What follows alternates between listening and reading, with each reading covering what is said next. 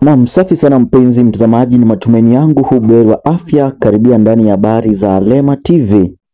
Kwenye habari ya leo ni habari inayomzungumzia kiongozi wa taifa Rais William Samoei Ruto ambaye anazidi kujipata pabaya huku usaliti mkubwa ukizidi kuonekana.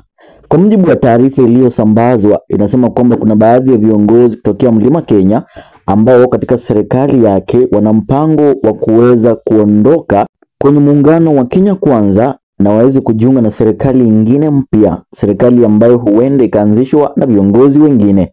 Kwa mujibu wa taarifa, inasemekana kwamba hii huenda ikampatia Rais William Ruto kibarua kigumu, hasa wakati anazidi kutazamia kura za mwaka 2027, kura za urais, wakati nchi ya Kenya inazidi kumwandama na kumtaja kama rais ambaye hatekelezi matakwa yao.